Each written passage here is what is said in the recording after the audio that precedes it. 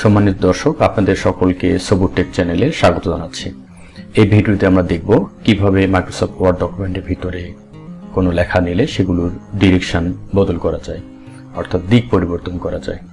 আমরা দেখতে পাচ্ছি এখানে সানফ্লাওয়ার লেখাটি আনুভূমিকভাবে অর্থাৎ বাম থেকে ডান দিকে গিয়েছে, আবার লোটাস লেখাটি নিচ থেকে উপরের দিকে গিয়েছে অর্থাৎ উলম্বভাবে রয়েছে। আবার এর পাশে দেখতে পাচ্ছি উই লাভ আওয়ার কান্ট্রি লেখাটি উপর থেকে নিচের দিকে এসেছে।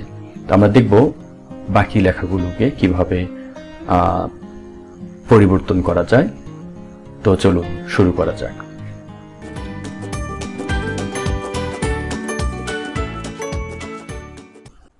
সম্মানিত দর্শক, ধরুন আমি এই রোজ লেখাটিকে লোটাস লেখার মতো করতে চাই, তাহলে আমার যেটি করতে হবে সেটি হলো প্রথমে আমাদের এটিকে সিলেক্ট করতে হবে এবং এখানে কার্সর রেখে মাউসের রাইট বাটন ক্লিক করতে হবে। তাহলে বেশ কিছু অপশন চলে এসেছে এবং আমরা এই অপশনগুলোর নিচের দিকে দেখতে পাচ্ছি টেক্সট ডিরেকশন।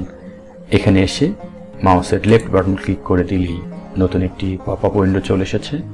অর্থাৎ এখানে আমরা দেখতে পাচ্ছি টেক্সট ডিরেকশনের কয়েকটি স্যাম্পল দেওয়া রয়েছে এবং এখানে প্রিভিউ রয়েছে। আমি যদি এই টেক্সটির উপরে ক্লিক করি তাহলে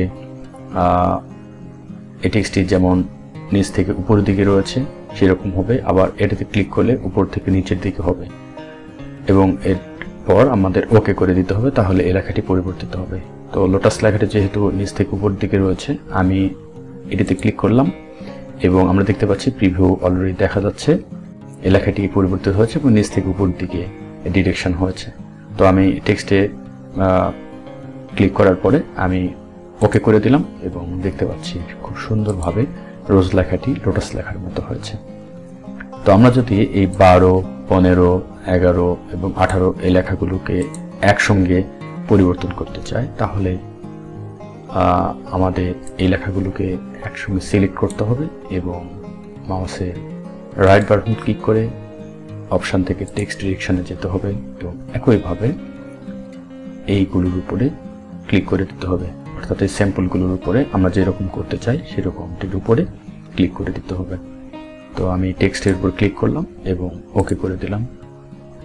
আপনারা দেখতে পাচ্ছেন এই লেখাগুলো সবগুলো একসঙ্গে পরিবর্তিত হয়েছে। এখন আমরা উই লাভ আওয়ার কান্ট্রি এই লেখাটি যেমন উপর থেকে নিচের দিকে রয়েছে এবং এর বাইরে কোনো বর্ডার দেখতে পাচ্ছি না, এটি কিভাবে হলো সেটি দেখব। এর জন্য প্রথমে আমাদেরকে একটি টেক্সট বক্স ইনসার্ট করতে হবে। এর জন্য আমি চলে গেলাম ইনসার্ট থেকে টেক্সট বক্স, এখান থেকে সিম্পল টেক্সট বক্স ইনসার্ট করলাম। আমি এটিকে একটু নিচে নিয়ে আসতেছি দেখবার সুবিধার জন্য এবং এর ভিতরে আমি লিখে দিলাম উই লাভ আওয়ার কান্ট্রি। সম্মানিত দর্শক, আমরা যে টেক্সট বক্সটির আউটলাইন দেখতে পাচ্ছি, বর্ডার দেখতে পাচ্ছি, এই বর্ডারটির উপরে ক্লিক করব এবং এর টেক্সট ডিরেকশনটি পরিবর্তন করব। অর্থাৎ উই লাভ আওয়ার কান্ট্রি লেখাটি যেমন রয়েছে তেমনটি করব। এর জন্য আমাদের মাউসের কার্সরটি যখন আমরা এর আউটলাইনের উপর নিয়ে যাব, টেক্সট বক্সটির আউটলাইনের যে কোনো স্থানে নিয়ে যাব, তখন আমরা দেখতে পাচ্ছি প্লাসের মতো চারিদিকে ভেক্টর রয়েছে, এরকম একটি সাইন তৈরি হয়েছে।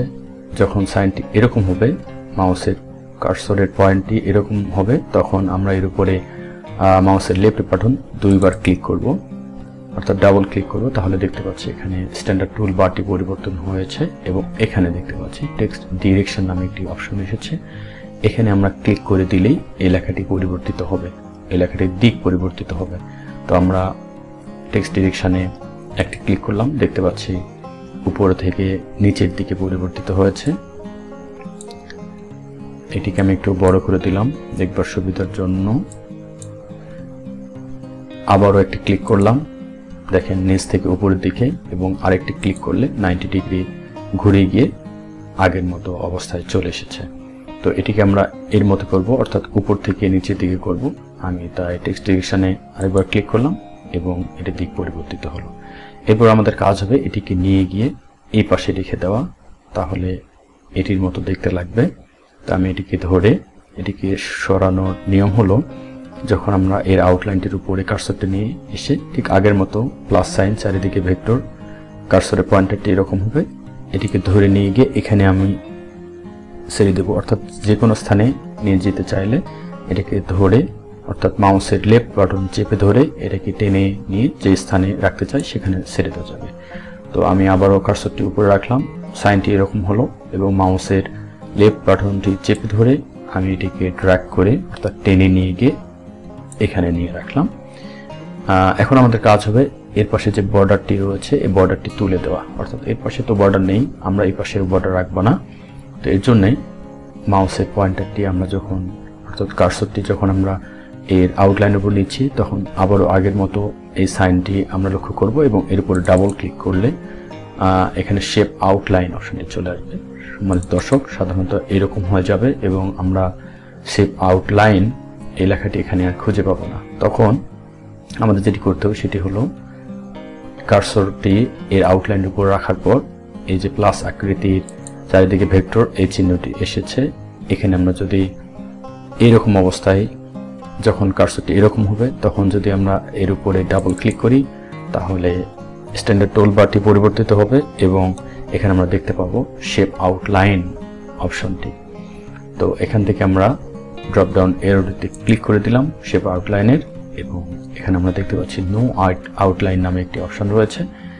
এখানে আমরা যদি মাউসের লেফট বাটন অর্থাৎ ওকে বাটন ক্লিক করে দিই তাহলে এখান থেকে আউটলাইনটি চলে যাবে। আমরা অলরেডি দেখতে পাচ্ছি এখানে মাউসের কার্সরটি ধরার সঙ্গে সঙ্গে এখান থেকে আউটলাইনটি চলে যাচ্ছে।